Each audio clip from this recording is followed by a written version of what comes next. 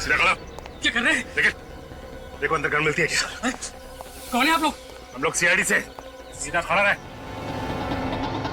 लेकिन मैंने क्या है? अभी पता चल जाएगा। तिगड़ी स्क्वायर बिल्डिंग में तू वेल्डिंग का काम करने गया था ना? जी मैं ही गया था 7th फ्लोर पे। लेकिन मैंने क्या है? खून किया है तूने? खून?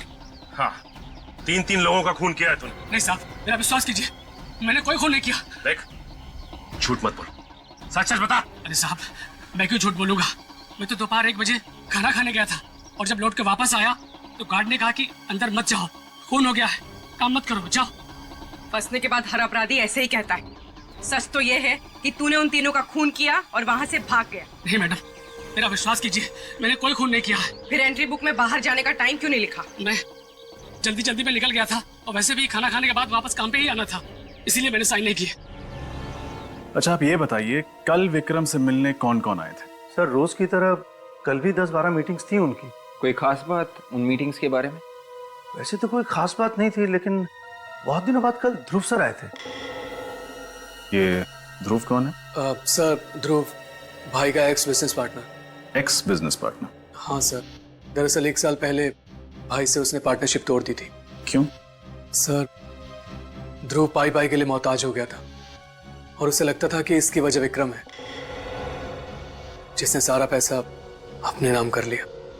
सर उस वक्त ध्रुव सर ने विक्रम सर को जान से मारने की धमकी भी दी थी। कहाँ मिलेगा ये ध्रुव? सर घर के अंदर कोई गन नहीं मिली। साहब मेरा विश्वास कीजिए, मैंने कुछ भी नहीं किया है। अगर तुमने कुछ नहीं किया तो फिर खूनी ने तुम्हारा ही भट्टा और तुम्हारी रस्सी कैसे इस्तेमाल की? सर ये सब मुझे नहीं मालूम, लेकिन खून मैंने नहीं किया है साहब, मैंने खून नहीं किया। एक बात बताओ, जब तुम वहाँ पे काम कर रहे थे तब तुमने किसी ऐसे आदमी को देखा जो तुम पे नजर रख रहा हो, खास करके उस समय जब तुम छत के आसपास रहे हो? नहीं साहब। अगर ये सच कह रहा है तो इसका मतलब यह है कि इसके जाने के बाद 1 बजे खूनी वहां पे आया और इसी की रस्सी और इसी का फट्टा इस्तेमाल किया और इसके आने से पहले खून करके वहां से निकल गया। अच्छा तुमने वहाँ कुछ ऐसा देखा या सुना जो तुम्हें अजीब सा लगा? मैडम 7th फ्लोर की खिड़की के बाहर में वेल्डिंग कर रहा था कि मुझे अचानक अंदर से कुछ गिरने की आवाज आई। ऐसा लगा कुछ गिर के टूट गया हो और शायद वहां पर कुछ लोगों के लड़ाई झगड़े की भी आवाज आ रही थी, मगर वो लोग किस बारे में बात कर रहे थे, क्या बोल रहे थे, ये मेरी कुछ भी समझ में नहीं आया। अच्छा ये सब हुआ कितने बजे? सर यही करीब 11 साढ़े 11 बजे। 11 साढ़े 11 बजे? अच्छा ये बताओ कि कल 11 साढ़े 11 के बीच तुम विक्रम के ऑफिस में गए थे? हाँ गया था। क्यों? कुछ काम था। वही तो पूछ रहा हूँ, क्या काम था? आप लोगों को इससे क्या लेना देना है?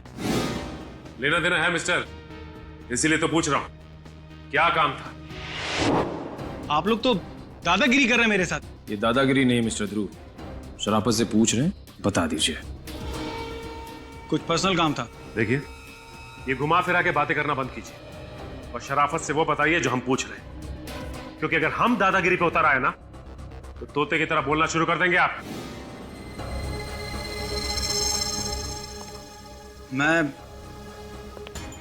मैं विक्रम से कुछ काम की बातें करने गया था। बात करने गए थे या जान से मारने की धमकी देने गए थे? धमकी? मैं भला उसको धमकी क्यों दूंगा? तो फिर तुम दोनों के बीच में झगड़ा किस बात पे हुआ? सर वो झगड़ा नहीं था, एक मामूली सा आर्ग्यूमेंट था। अच्छा मामूली सा आर्ग्यूमेंट था? हा? ये तो काफी महान इंसान मालूम होता है।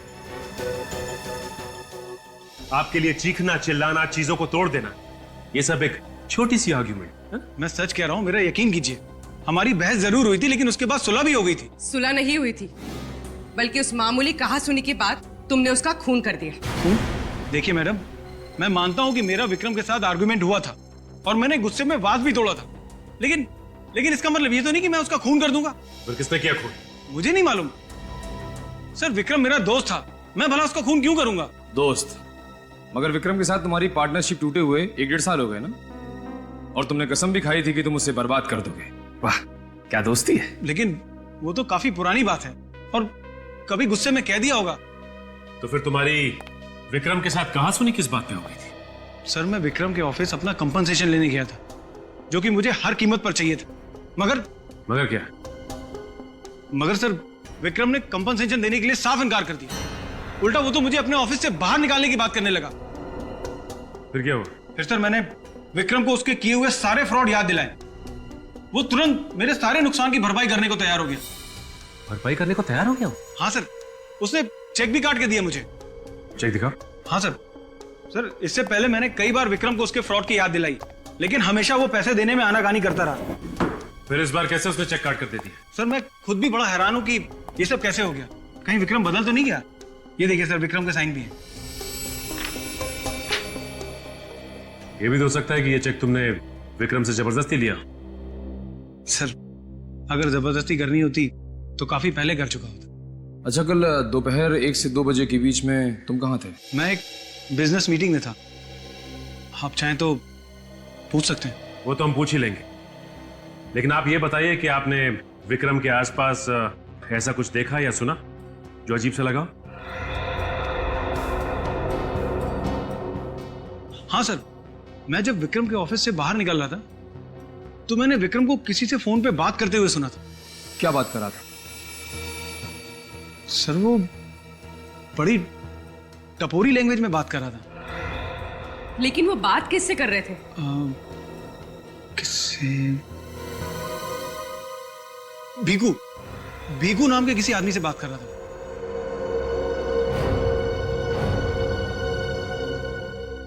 भीकू?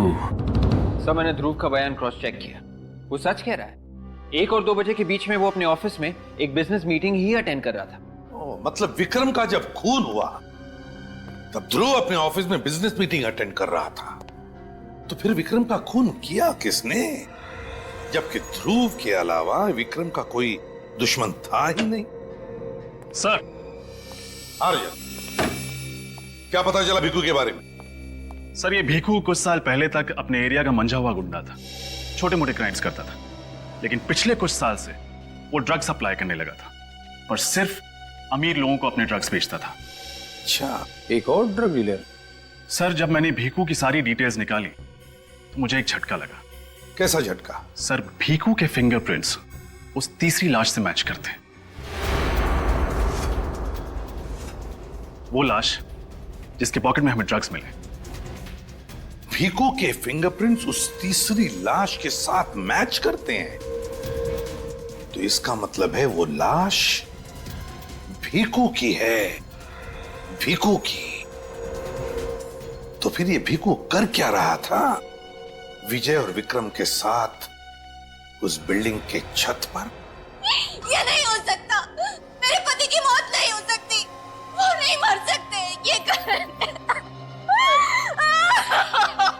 देखिए, संभालिए अपने आप को, हिम्मत रखिए। ये लीजिए, पानी पीजिए।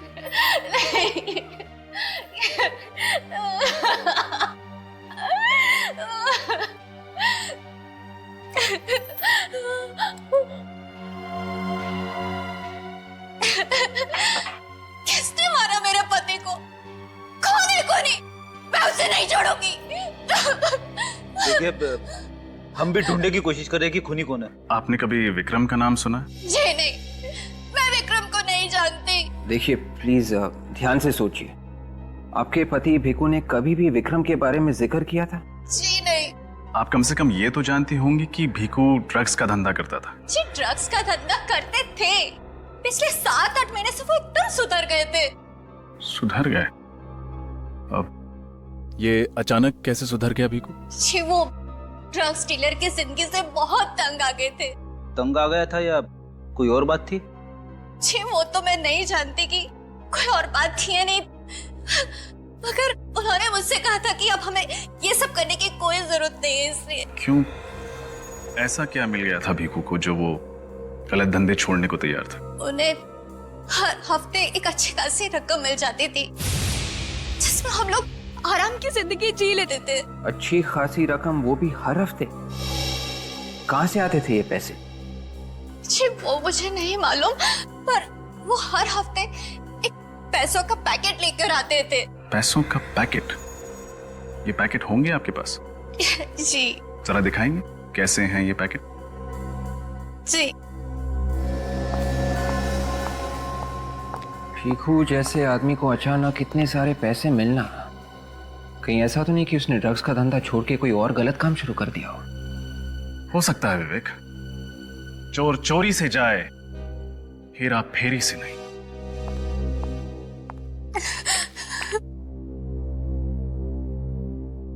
अरे ये तो विक्रम की कंपनी का इन्वेलप है।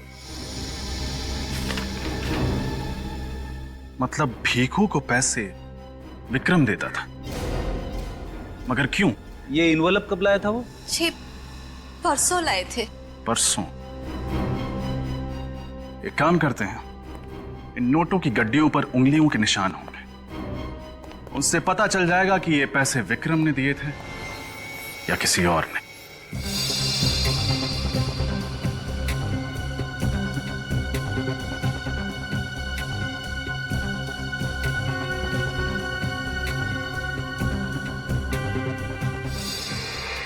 ये क्या? नोटों के बंडलों के ऊपर रघु की उंगलियों के निशान? हाँ सर। मगर रघु की तो 1 साल पहले प्लेन क्रैश में मौत हो गई थी, तो फिर उसकी उंगलियों के निशान कहां से आए? वही तो फ्रेडी, वही तो। रघु की उंगलियों के निशान आए कैसे और कहां से? इसका एक ही मतलब हो सकता है कि उस प्लेन क्रैश में रघु की मौत हुई नहीं, रघु बच गया रघु। वरना एक दिन पहले लाए हुए नोटों के बंडलों पर उसकी उंगलियों के निशान आएंगे कहां से? रघु बच गया उस प्लेन क्रैश में, रघु बच गया। लेकिन उस प्लेन क्रैश में विक्रम भी तो था। उस प्लेन क्रैश में विक्रम भी तो था ना, वो भी तो बच गया था।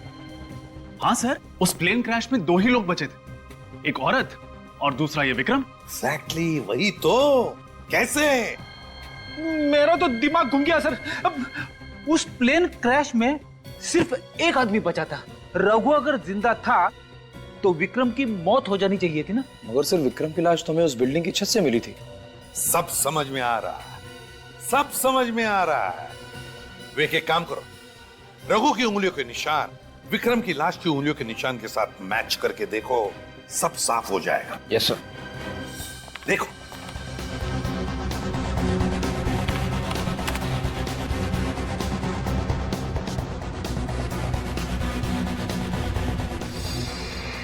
Sir perfect match. रघु की उंगलियों के निशान विक्रम की लाश की उंगलियों के निशान के साथ मैच करते हैं सर। एग्जैक्टली। जिसे हम विक्रम की लाश समझ रहे थे, वो विक्रम की लाश नहीं बल्कि रघु की लाश थी, रघु की लाश। मगर सर ऐसा कैसे हो सकता है? रघु ने अपना चेहरा ऐसे कैसे बदल दिया? विक्रम कैसे बन गया? ऐसा ही हुआ है विवेक, ऐसा ही हुआ है। बस उस हॉस्पिटल में जाकर पूछताछ करो जहां पर इस प्लेन क्रैश के पैसेंजर्स को एडमिट किया गया था। वहीं पर विक्रम और रघु के चेहरे का पर्दा हट जाएगा और वहीं पर दूध का दूध हो जाएगा और पानी का पानी। पिछले साल जो प्लेन क्रैश हुआ था उसके घायल पैसेंजर्स और डेड बॉडीज की देखरेख आप ही कर रहे थे? जी हाँ सर, मैंने और मेरी टीम ने की। जो लोग घायल हुए थे और जिनकी मौत हुई थी उनके बारे में कुछ जानकारी चाहिए थी हमें। वो प्लेन बहुत बुरी तरीके से क्रैश हुआ था।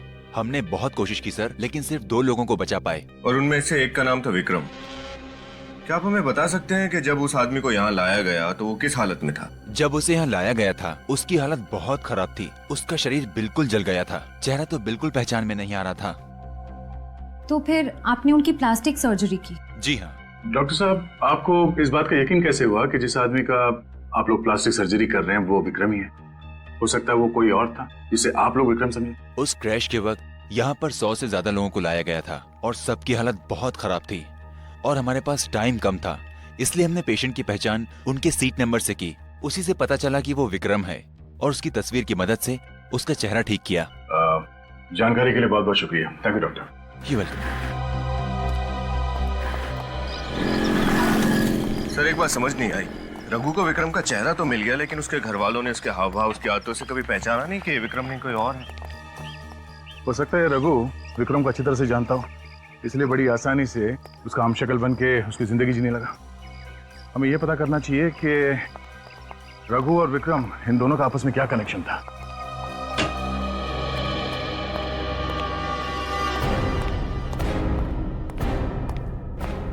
सर, हाँ, रघु और विक्रम एक दूसरे को जानते थे।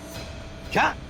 यस सर, रघु एक गैंगस्टर था और विक्रम के बिजनेस के लिए छोटे मोटे गैर कानूनी काम करता था। और सर, रघु की फ्लाइट की टिकट भी विक्रम की कंपनी ने बुक की थी। अच्छा, देखा किस्मत ने कैसे एक गैंगस्टर को बिजनेसमैन बना दिया। और मौके का फायदा उठाते हुए रघु चुपचाप विक्रम की जिंदगी जीने लगा। सर, रघु और भिखू भाई भाई थे, शायद इसलिए रघु ने भिखू को छत पे बुलाया होगा। मगर एक्स पुलिस ऑफिसर विजय को क्यों बुलाया होगा? सर, मैंने विजय के कुलीग से पता किया कि एक जमाने में रघु विजय का इन्फॉर्मर हुआ करता था। रघु विजय का इन्फॉर्मर हुआ करता था? बस, तो रघु ने विजय को बुला लिया होगा कुछ इन्फॉर्मेशन देने के लिए। सर, और एक बात। वो क्या? अब तक हमें लग रहा था कि खूनी विक्रम को मारना चाहता था। सर, यह भी तो हो सकता है कि खूनी को ऑलरेडी पता हो कि विक्रम नहीं रघु है और वो दरअसल रघु को मारना चाहता हो। मगर सर, ऐसा कौन हो सकता है जो ये सब कर रहा है? सर, रघु को परसों रात किसी ने अपने घर में जाते हुए देखा है। लेकिन सर, रघु अपने घर क्यों जाएगा? वो अगर वहां जाता है तो उसका पर्दाफाश नहीं हो जाएगा? लोगों को यह नहीं पता चल जाएगा कि वो विक्रम नहीं रघु है? रजत, जरूर इस रघु के घर में कोई ऐसी चीज छुपी हुई है जिसे मिलते ही रघु का पर्दाफाश हो सकता है। लेकिन क्या हो सकती है वो चीज? ढूंढो उस चीज को, अच्छी तरह से तलाशी लो रघु के घर की, तलाशी लो।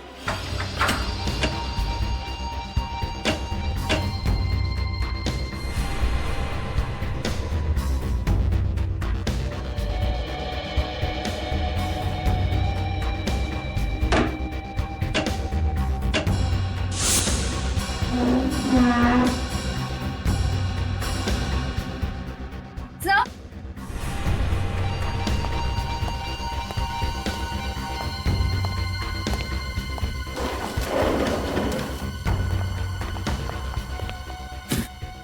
सर, इतने बड़े पैकेज में क्या हो सकता है? खोल के देखते हैं।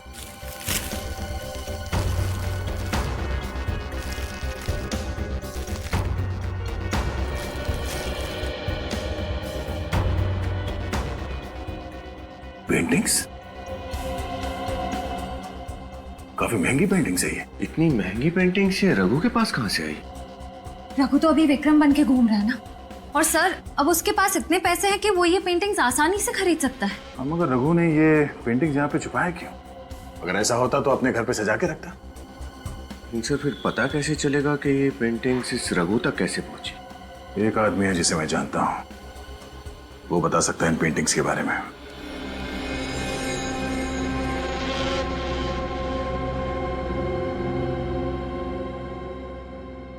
ये देखो, रॉक्को, एक बहुत ही महान इटालियन पेंटर जिसने ये पेंटिंग बनाई। अरे वाह सर, मुझे पता नहीं था आपकी पेंटिंग्स में इतनी दिलचस्पी है। हाँ, जब कभी टाइम मिल जाता है।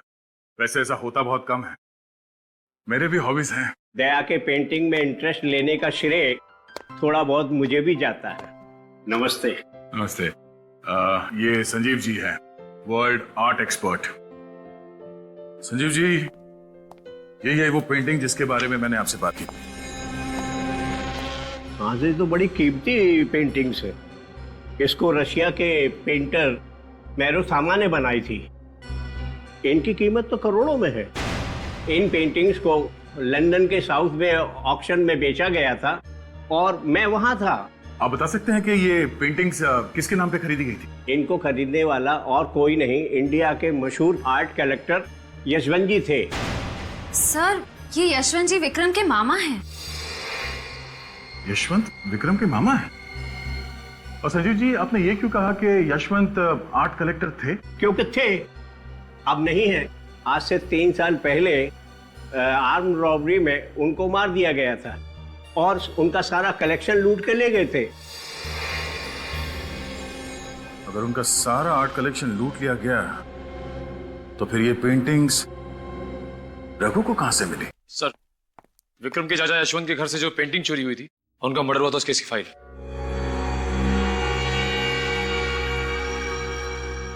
अरे ये क्या हुआ सर? इस केस के इंचार्ज विजय जी थे? सर, विजय जी की बीवी शायद इसी केस के बारे में बात कर रही थी, जिसको लेकर विजय जी एक्साइटेड थे। इसमें लिखा है घर के अंदर कोई फोर्स्ड एंट्री नहीं थी। इसका मतलब ये काम किसी अंदर वाले आदमी का है, जिसे घर के बारे में पूरी जानकारी थी, जिस पर यशवंत जी को पूरा भरोसा था, अच्छी तरीके से पहचानते थे उसे। मगर सर, वो आदमी कौन था जिस पे विजय जी को शक था? मजेदार बात यह है कि उसका नाम विक्रम है। विक्रम पे शक था? हाँ, विक्रम पे शक था, मगर सबूत न मिलने की वजह से ये केस पेंडिंग पड़ा हुआ था। सर, एक बात समझ में नहीं आ रही कि ये रघु और विक्रम, इसने विजय जी को क्यों बुलवाया और वो ये पेंडिंग केस क्यों खुलवाना चाहता था, जबकि वो अच्छी तरह से जानता था कि अगर ये पेंडिंग केस खुल गया तो वो फंस जाएगा, क्योंकि दुनिया की नजरों में वो विक्रम है। इसका मतलब रघु को पता चल गया था कि असली खूनी कौन है, यशवंत जी का खून किसने किया और किसने वो पेंटिंग चुराई। वो चाहता था कि असली खूनी पकड़ा जाए, जिसकी वजह से विक्रम का नाम इस केस से साफ हो जाए, रघु बाकी की जिंदगी आराम से गुजार सके विक्रम बनके। सर, यशवंत जी का खून किसने किया और वो पेंटिंग किसने चुराई? कोई ऐसा आदमी जिसे मालूम था कि विक्रम विक्रम नहीं, रघु है। ओह डार्लिंग, अभी तक तुमने मुझे पहचाना ही नहीं। यू नो व्हाट, सांप का कांटा बच सकता है, बिच्छू का कांटा बच सकता है, लेकिन मेरा यू जस्ट डोंट वरी, तुम्हें घबराने की कोई जरूरत नहीं। और फिर तुम तो जान हो हमारी, सारे रास्ते साफ हो चुके और अब जल्द ही तुम हमारी दुल्हन बनोगी और इस सारी जायदाद। सर, आप यहाँ? हाँ, वो शादी का तोहफा देना था। तोहफा? कैसा तोहफा सर? खुद ही देख लो। सर, ये तो वही पेंटिंग है जो मेरे मामा यशवंत के घर से चोरी हुई थी। हाँ, रघु के घर से मिली, उसी ने चुराई थी। Thank you sir. सर, मेरे भाई के कातिल का पता चला? हाँ, पता चल भी गया है और नहीं भी। मतलब ये कि हम जानते हैं खूनी कौन है, पर हम चाहते हैं कि वो खुद ही सब कुछ उगल दे। कौन है सर? किसने मारा मेरे भाई को? शायद तुम। मैं भला अपने भाई का खून क्यों करूंगा सर? भाई को नहीं, रघु को तो मार ही सकते हो ना। अपने अंकल यशवंत को मार सकते हो। अब जब तुम्हें पता चली गया है तो कोई बात नहीं। पागलपन छोड़ो, गन नीचे करो। मैं खुद को गोली मार लूंगा। ठीक है, तुझे मरने का इतना ही शौक है तो मार ले अपने आप को गोली। हाँ, वैसे भी तुझे फांसी तो चढ़ना ही है, 4 खून किया तुमने। मार गोली अपने।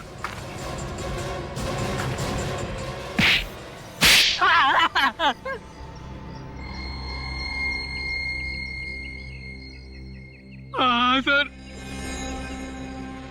मैं नहीं मारा है अपने मामा यशवंत को और उन तीनों को भी। क्यों मारा अपने अंकल यशवंत को?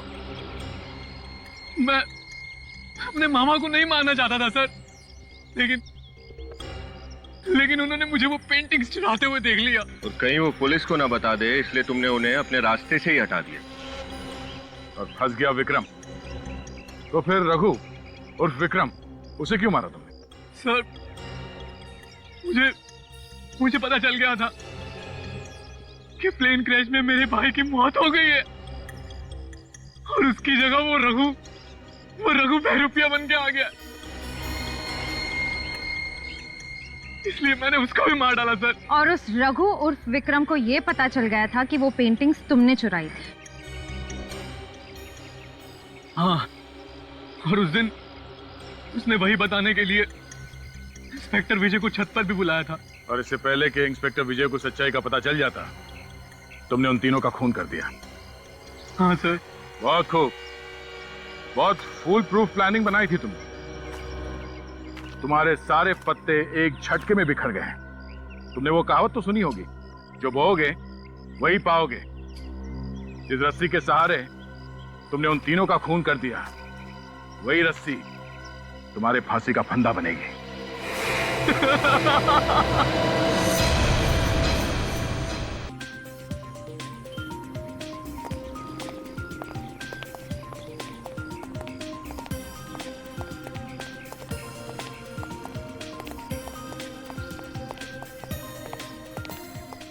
मैंने सब कुछ बहुत ही परफेक्टली प्लान किया है। देख लेना, कल सुबह हमारा नया ऑफिस बहुत ही ग्रैंड तरीके से स्टार्ट होगा। और मैम इतना जल्दी ये सब कुछ कैसे होगा?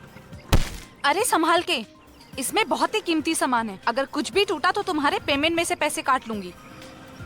मैम आप बिल्कुल टेंशन मत लीजिए, सब कुछ संभाल लो।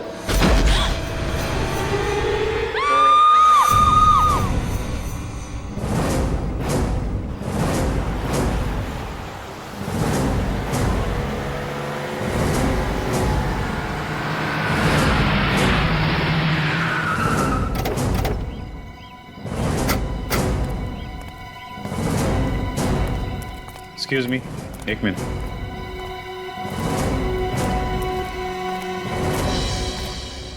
क्या पता चला? सर इसे किसी ने गोली मारी। जरा पलटो बॉडी को।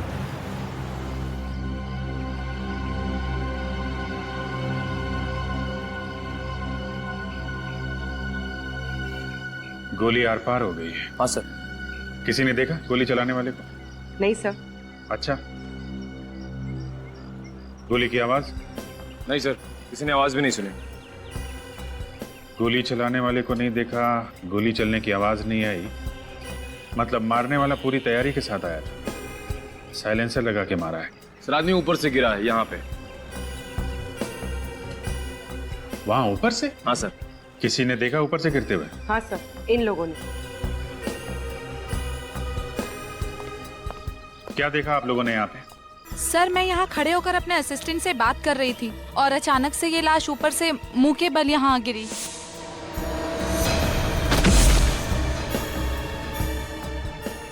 गोली चलने की आवाज सुनी आप लोगों ने?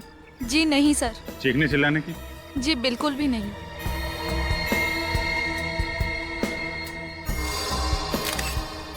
कौन है ये आदमी, आप लोग जानते हैं? नहीं सर। नहीं सर। ये यहाँ काम नहीं करता क्या? I don't think so. नहीं सर।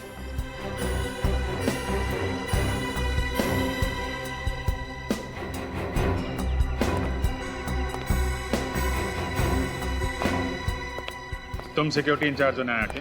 हाँ साहब, मैं ड्यूटी करता हूँ यहाँ। कौन है ये आदमी, कब आया यहाँ? पता नहीं साहब। वो पता नहीं? क्या कर रहे थे यहाँ पे? इसकी एंट्री नहीं लिखी क्या? साहब रजिस्टर में एंट्री तो की होगी साहब, लेकिन चेहरा इतना पिचक गया है साहब, पहचानना मुश्किल है साहब। अच्छा, किसी को भागते हुए देखा यहाँ से? नहीं साहब। कोई आईडी वगैरह? सर आईडी वगैरह तो नहीं है। पैंट के अंदर वाली जेब में ये ड्रग्स का पैकेट है। ड्रग्स का पैकेट? सर ये देखिए।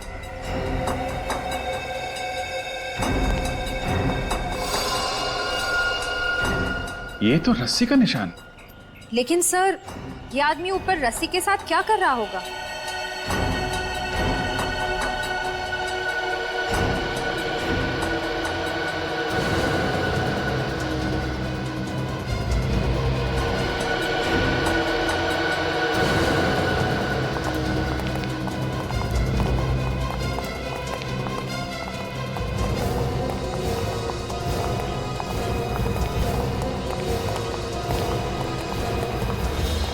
एक और लाश।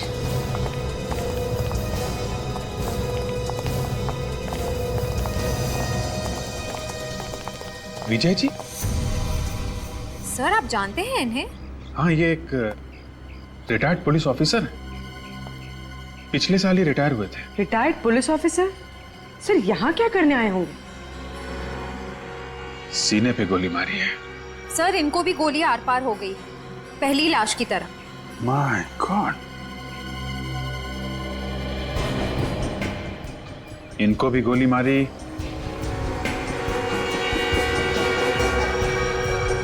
और नीचे जो लाश पड़ी है उसे भी। सर, कहीं इन दोनों का आपस में कोई संबंध तो नहीं? संबंध है पूर्वी, संबंध है। ये देखो, इनके हाथ देख रहे हो? इनके हाथ पे भी वैसा ही रस्सी का निशान है जैसा नीचे वाली लाश पे।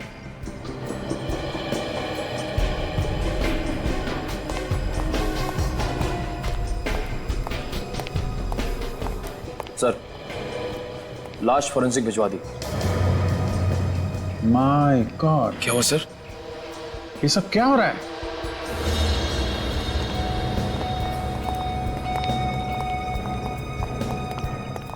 तीन लाशें। सर, इसे भी गोली मारी है।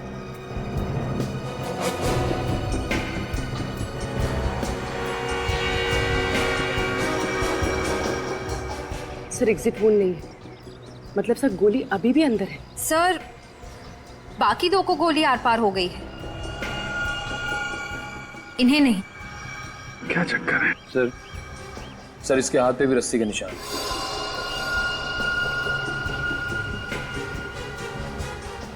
एक बात नोट की तुम लोगों ने? तीनों के हाथ में रस्सी के निशान है, तीनों को गोली लगी है, लेकिन तीनों को गोली अलग अलग जगह पे लगी है।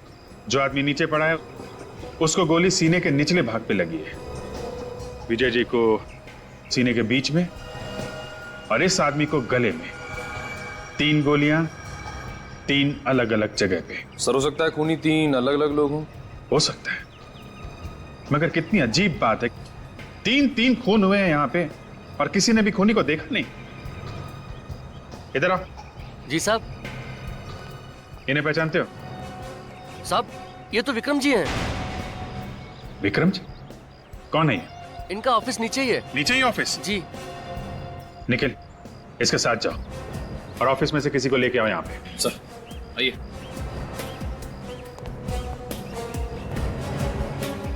सर, एक रिटायर्ड पुलिस ऑफिसर, दूसरा बिजनेसमैन और तीसरे की जेब से हमें ड्रग्स मिले। ये तीनों टेरेस पे क्या कर रहे थे? सर, शायद ये विक्रम ड्रग्स लेता हो और दूसरे आदमी से खरीदता हो, जो शायद एक ड्रग डीलर हो। हम अगर एक retired police officer Vijay ji, ये यहाँ पे क्या कर रहे थे?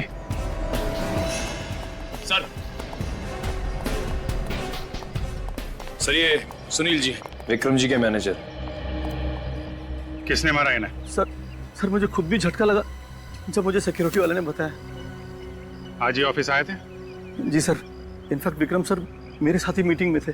जब ये आपके साथ मीटिंग में थे तो वो यहाँ कैसे पहुंचे? जी, वो तकरीबन 1 बजे सिगरेट पीने के लिए ऊपर आए थे। ये सिगरेट पीने हमेशा यहीं पे आते थे? जी। अच्छा, जब ये निकले थे तो इनके साथ में कोई और आदमी था या अकेले थे? जी नहीं, कोई नहीं था। कोई भी नहीं था? नहीं। सर, हो सकता है विक्रम जी ने दोनों को बुलाया हो ऊपर टेरिस पे। हाँ, मगर एक बिजनेसमैन को क्या काम आ पड़ा, एक ड्रग वाले से और एक पुलिस वाले से।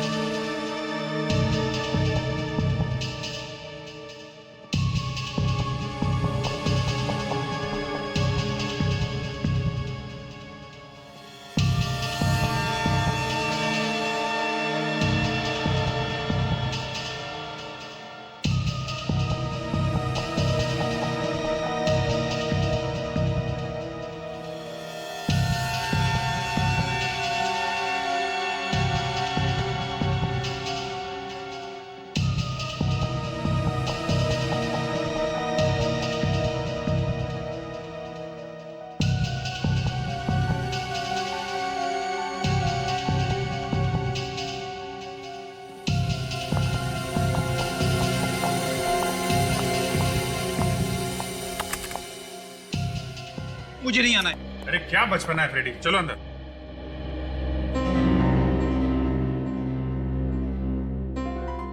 मैं नहीं आऊंगा, मुझे नहीं आना है। अरे नाराज होने से क्या फायदा है यार। बात कर लेते हैं डॉक्टर साहब से। क्या हुआ? आज फ्रेडी सर के मिजाज क्यों खराब है? अब क्या बताऊं तारिका जी, ये डॉक्टर साहब, इनकी वजह से हो रहा है सब। क्या डॉक्टर साहब, क्या कह दिया आपने फ्रेडी को? अंदर आने के लिए तैयार नहीं है। कमाल करते हो यार, मैंने क्या कह दिया भाई? ए फ्रेडी, यहाँ इधर इधर, कम कम।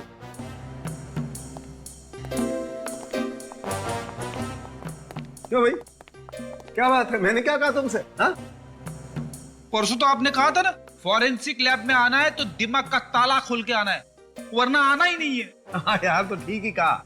अरे तुम लैब में आते ही इतने टेढ़े मेढ़े सवाल करने लगते हो तो कहना तो पड़ेगा, इसमें नाराज क्यों होते हो यार? अरे जाने दीजिए डॉक्टर साहब, कभी कभी ऐसे केस आ जाते हैं कि दिमाग में टेढ़े मेढ़े सवाल उठने लगते।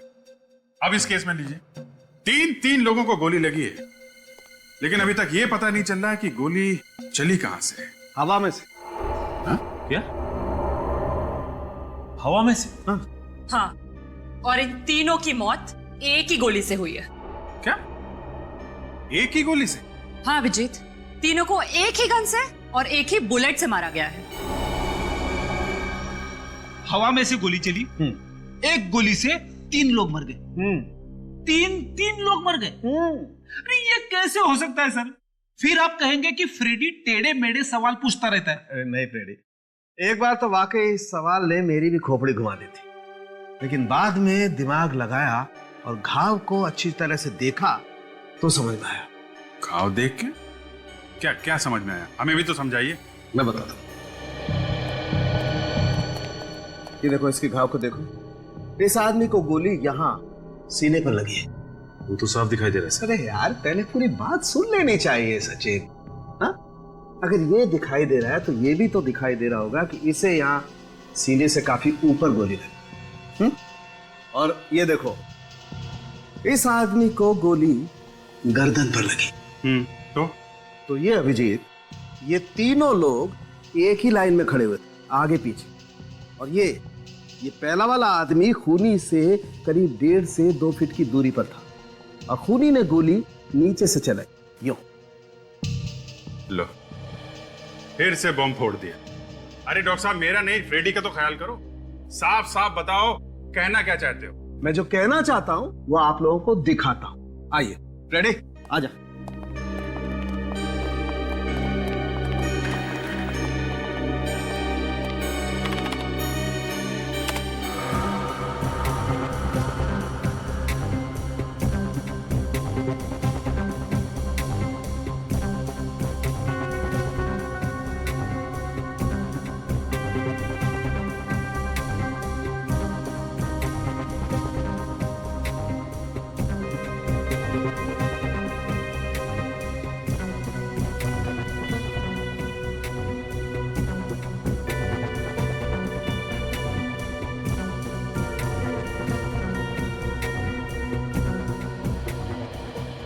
तीनों अपनी मौत को खींच रहे थे।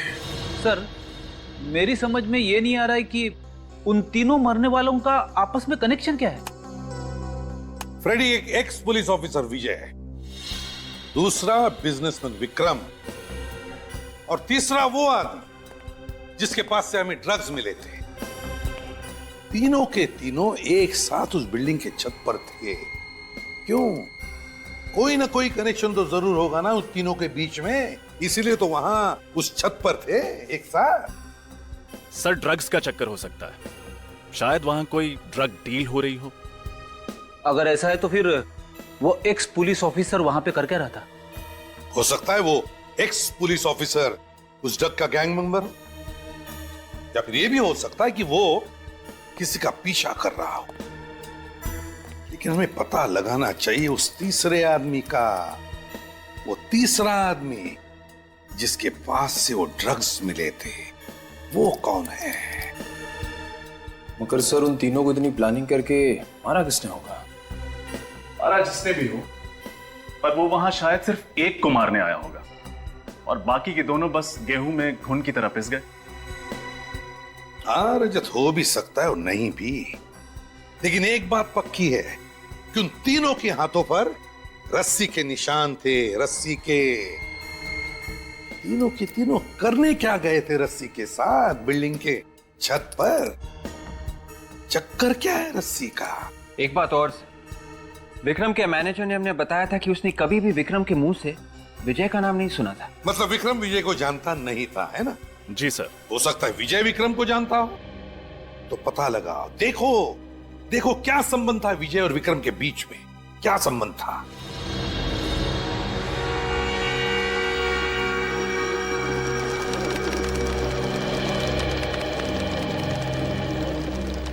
डॉक्टर सारुंखे ने बताया था कि पहले आदमी को खूनी ने 2-3 फीट की दूरी से गोली मारी है, और वो भी नीचे के एंगल से। पहले आदमी को सीने पे लगी, दूसरे को सीने पे ऊपर, और तीसरे को गले में लगी। इसका मतलब खूनी यहां से बाहर लटक रहा था। पर सर कोई ऐसे हवा में से गोली कैसे चला सकता है? पूर्वी उन तीनों के हाथ में रस्सी के निशान थे, तो शायद उन तीनों ने ये रस्सी पकड़ी होगी और खूनी उसी रस्सी के दूसरे सिरे पे नीचे लटका होगा। और सर खूनी रस्सी से लटका क्यों होगा? और अगर लटका था तो वो तीनों रस्सी खींच क्यों रहे थे? उसकी मदद क्यों कर रहे थे? शायद उन्हें मालूम नहीं होगा कि नीचे लटका हुआ आदमी खूनी है और उनकी जान लेने वाला है। उसने मदद मांगने के बहाने से इन तीनों को यहाँ बुलाया और नीचे लटक के उनको गोली मार दी। लेकिन सर उसने बिल्डिंग से लटकने के लिए वजह क्या बताई होगी? बिल्डिंग से बाहर लटकने की क्या वजह हो सकती है? बिल्डिंग से कौन आदमी बाहर निकले? वही जो साफ सफाई का काम कर रहा हो, बिल्डिंग का काम कर रहा हो, या फिर पेंटिंग का काम कर रहा हो। शोभा जी, क्या विजय जी किसी बात को लेकर परेशान थे? जी ऐसी तो कोई बात नहीं है, हाँ मगर अपने पुराने केस को लेकर थोड़ा एक्साइटेड थे। एक्साइट थे? किस केस को लेकर? जी ये तो मुझे पता नहीं है, क्योंकि काम की बातें वो मेरे साथ डिस्कस नहीं करते थे। जी विजय जी किसी विक्रम नाम के आदमी को जानते थे? ये नाम तो मैंने उनके मुंह से कभी नहीं सुना। कल घर से निकलने से पहले उन्होंने कुछ कहा था आपको, या फिर बताया हो कि वो कहाँ जा रहे हैं? जी बताया तो कुछ नहीं, लेकिन हाँ निकलने से पहले एक फोन आया था। फोन मोबाइल पे आया था या लैंडलाइन पे? जी वो लैंडलाइन पर। ये फोन कितने बजे आया होगा? यही 12-12:30 के करीब। फ्रेडी चेक करो, देखो 12 से 12:30 के बीच किस नंबर से फोन आया था।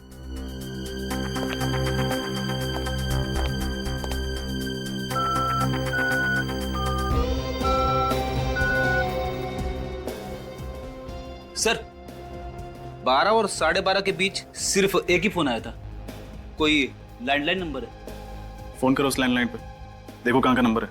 यस।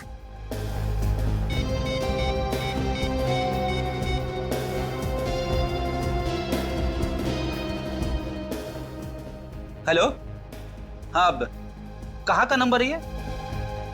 क्या? Okay thanks.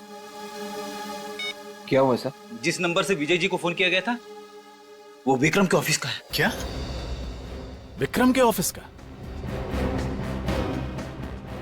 विक्रम के ऑफिस से किसने फोन किया होगा और क्यों? अरे सुनो। सलाम साहब। सलाम। अच्छा इस बिल्डिंग में कल कुछ काम चला था, पेंटिंग का, वेल्डिंग का या साफ सफाई का? हाँ साहब, वेल्डिंग का काम चल रहा था। कहाँ पर? 7वें माले पर विक्रम जी का ऑफिस है ना, उसके विंडो के बाहर काम चल रहा था। अच्छा ये वेल्डर छत से लटक के काम कर रहा था? हाँ साहब, लटक के काम कर रहा था। नाम क्या है उसका? रहता कहाँ? सर पता नहीं किसने फोन किया, हम तो किसी विजय नाम के आदमी को जानते भी नहीं है। शायद विक्रम ने फोन किया हो। मगर विक्रम सर क्यों फोन करेंगे जब वो किसी विजय नाम के आदमी को जानते ही नहीं थे? हेलो सर, मैं रोहित, विक्रम का छोटा भाई। मिस्टर रोहित, आपके भाई विक्रम ने कभी आपके सामने विजय नाम के किसी आदमी का जिक्र किया था? नहीं सर, बिल्कुल नहीं। आपका भाई ड्रग्स लेता था? ड्रग्स तो लेता था सर, लेकिन ये बात 1 साल पुरानी है। 1 साल पुरानी बात? मतलब? दरअसल 1 साल पहले एक हादसे की वजह से भाई ने ड्रग्स लेना छोड़ दिया था। हादसा? कैसा हादसा? एक प्लेन क्रैश हुआ था और उसमें भाई भी था। किस्मत अच्छी थी कि उसमें से 2 लोग बच निकले, एक भाई और एक औरत। एक्चुअली सर, जिंदगी ने विक्रम सर को एक और मौका दिया। वो ये मौका हाथ से गंवाना नहीं चाहते थे, इसलिए उन्होंने शराब और ड्रग्स को हमेशा हमेशा के लिए छोड़ दिया था। अगर विक्रम सचमुच में बदल गया था, उसने ड्रग्स भी छोड़ दी थी, तो वो ड्रग्स वाले आदमी के साथ छत पे क्या कर रहा था?